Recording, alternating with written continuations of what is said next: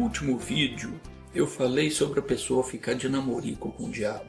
Isso é, ficar alimentando pensamentos maldosos ou desejando praticar coisas que a Bíblia orienta a não fazer. Hoje eu vou falar um pouquinho mais sobre isso.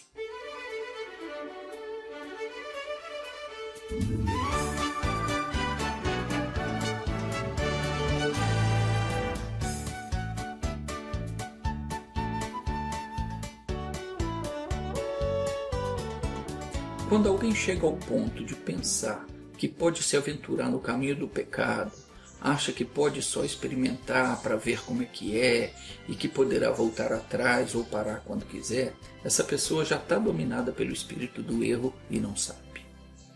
Mesmo que a coisa te dê muito prazer e até muito lucro, não vale a pena ceder à tentação. A Bíblia adverte que ainda que o mal lhe seja doce na boca, nas suas entranhas ele será como fel. Então qualquer pessoa que é instruída na palavra de Deus e que se fez prudente, não quer nem ouvir a proposta do diabo. Porque essa pessoa sabe que estreita é a porta e apertado é o caminho que conduz à vida ou para a salvação. Foi Jesus quem falou isso. Mas o tolo ele pensa, eu só vou dar uma olhadinha, só vou experimentar. Quando eu quiser eu paro. Mas a verdade não é bem assim, não. O pecado faz com que o indivíduo fique preso, enredado por ele, como a aranha faz com o inseto que cai na sua teia.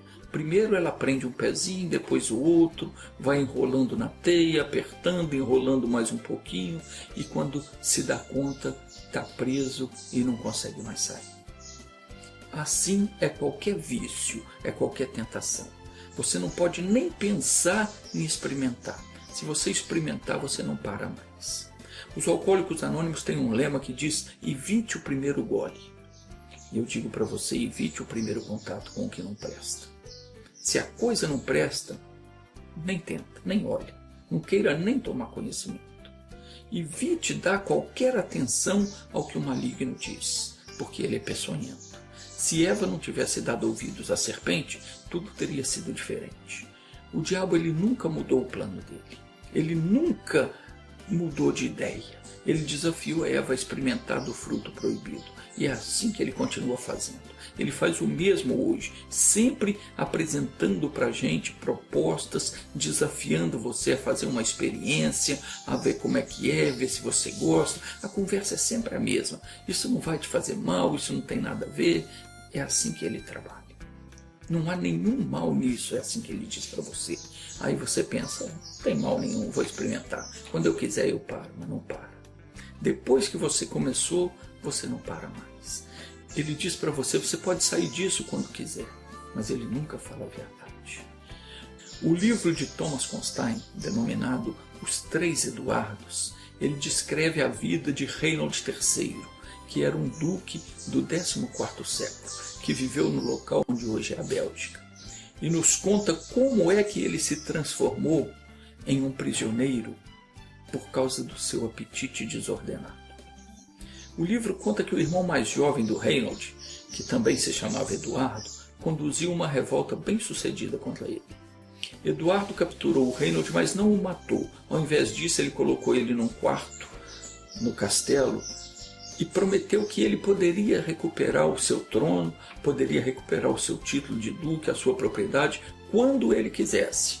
Ele só ia precisar sair do quarto onde ele foi colocado. Aparentemente isso não teria sido difícil para a maioria das pessoas, porque o quarto tinha várias janelas e uma porta de 60 centímetros de largura e 2,10 de altura. Portanto, é um tamanho normal. Nenhuma janela nem a porta estava trancada. Então ele poderia sair quando ele quisesse e recuperar o título de duque e recuperar as propriedades dele. O problema era o tamanho do Reinhold. Ele estava totalmente acima do peso. Ele era comumente chamado pelo apelido de Crassus, que quer dizer gordo. Para recuperar suas propriedades e o seu título, a sua burguesia, a sua liberdade, ele precisava perder peso.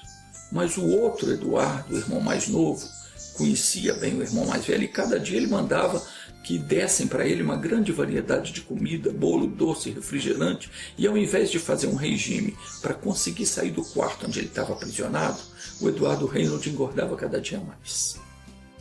Até tentaram acusar o irmão mais novo de fazer crueldade com ele, mas a resposta dele no tribunal foi a seguinte: o meu irmão não é prisioneiro. Ele pode sair quando ele bem quiser, porque tanto as portas quanto as janelas estão abertas. E assim ele se safou da acusação, porque ele conseguiu provar que o irmão não saía do quarto porque não queria, uma vez que as janelas e portas não estavam trancadas. Resumindo, Reynolds ficou naquele quarto durante 10 anos, e ele só foi libertado depois que Eduardo, o irmão mais novo, morreu numa batalha. Mas a essa altura, a saúde dele já estava tão arruinada que ele morreu dentro de um ano, prisioneiro do seu próprio apetite. É exatamente assim que o diabo age. Ele te oferece as suas guloseimas, e quanto mais você prova delas, mais longe você fica da sua liberdade.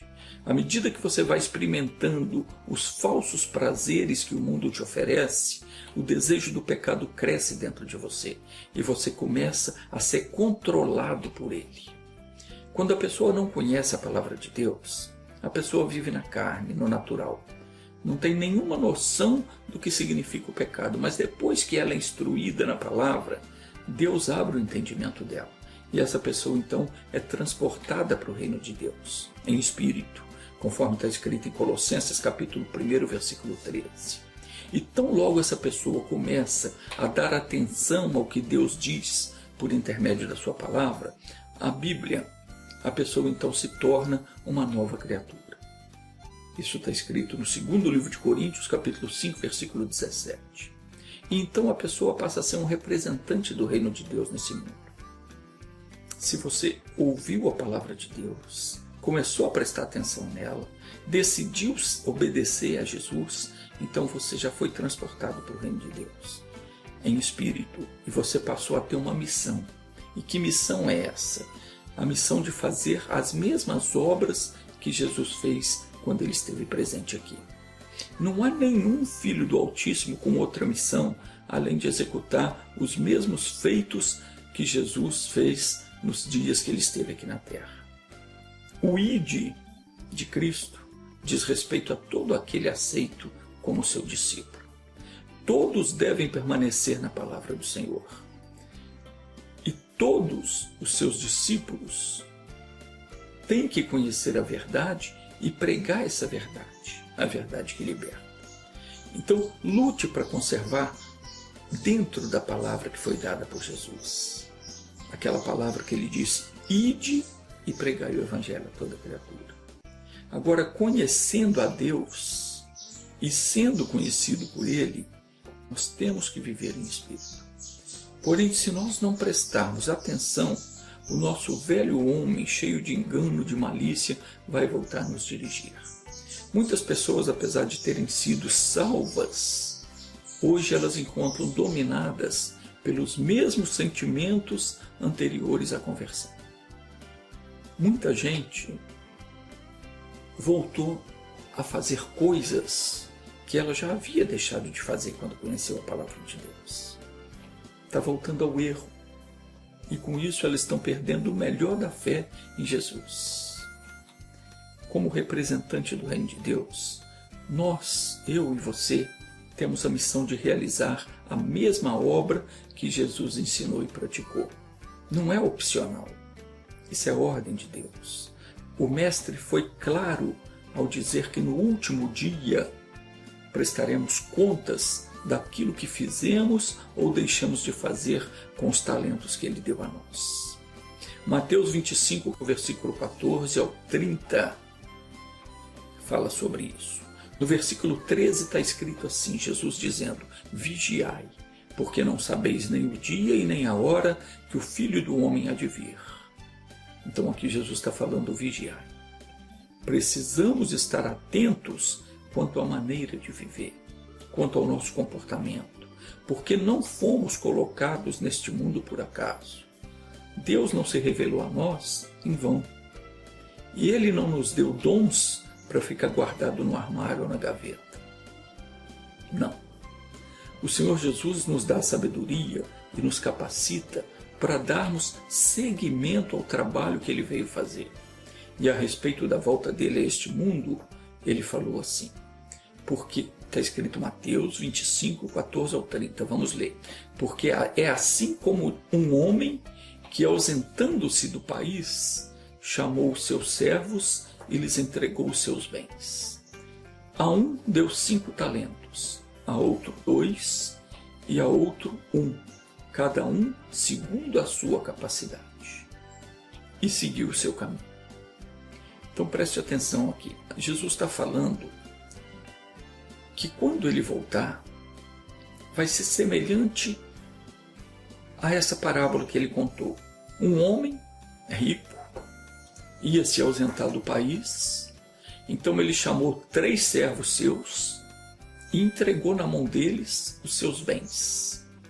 Para um ele deu 5 talentos, para outro ele deu 2 talentos, e a um outro, ao terceiro, ele deu 1 talento. A cada um ele deu segundo a capacidade que ele tinha. Então ele deu 5 talentos para aquele que ele sabia que tinha capacidade de administrar 5 talentos. Deu 2 talentos para aquele que ele sabia que tinha capacidade para administrar 2 talentos. E ao outro que tinha menos capacidade, ele deu 1 talento. Para que com esses talentos cada um negociasse e adquirisse mais. E partiu dali. E o que recebera 5 talentos, continuando a ler aqui no versículo 16, o que recebera 5 talentos foi imediatamente negociar com eles e ganhou outros 5. O que recebera 2 talentos também fez o mesmo e ganhou mais 2 talentos. Mas o que recebera 1 talento, que é aquele que tinha menos capacidade, mas ele tinha capacidade para administrar um talento que o homem deu a ele, ele foi, cavou na terra, furou um buraco no chão e enterrou o dinheiro. E quando aquele senhor então voltou, depois de muito tempo, chamou os servos e foi acertar as contas com eles. Então chegou para ele o que tinha recebido 5 talentos e apresentou outros 5 talentos, dizendo: Senhor, entregaste-me 5 talentos, e eis aqui outros 5 que eu ganhei. E então o senhor dele disse: muito bem, servo bom e fiel, sobre o pouco foste fiel, sobre o muito te colocarei. Entra no gozo do teu senhor. E chegou também o que tinha recebido 2 talentos, e disse: Senhor, tu me entregaste 2 talentos, e eis aqui outros 2 que eu ganhei. E disse-lhe então o Senhor: muito bem, servo bom e fiel, sobre pouco foste fiel, sobre muito te colocarei. Entra no gozo do teu Senhor. E chegando por fim o que recebera 1 talento, disse: Senhor, eu te conhecia, que és um homem duro e que ceifas onde não semeaste, e recolhes onde não joeiraste. E atemorizado, eu escondi na terra o teu talento. Eis aqui o que o Senhor tem, toma de volta o que é teu. Ao que lhe respondeu o Senhor: servo mau e preguiçoso. Sabia que eu ceifo onde não semeei e que recolho onde não plantei. Então devias tu entregar o meu dinheiro aos banqueiros, para que, vindo eu, o recolhesse com juros. E chamou e disse então: tirai dele o talento e dai ao que tem 10 talentos. Porque todo aquele que tem, mais lhe será dado, e o que não tem, até o que tem lhe será tirado. E lançai o servo inútil nas trevas exteriores. Ali haverá pranto e ranger de dentes. Um dia nós vamos responder por aquilo que fizemos com os ensinamentos do Altíssimo.